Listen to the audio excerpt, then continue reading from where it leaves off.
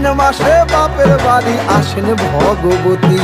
আশ্বিন মাসে বাপের বাড়ি আসেন ভগবতী। বলো গৌরী এলো দেখে জানো, গৌরী এলো দেখে জানো, গৌরী এলো দেখে জানো, গৌরী এলো দেখে জানো। ভবের ভবানী আমার ভবন করিল আলো। গৌরী এলো দেখে জানো, গৌরী এলো দেখে জানো।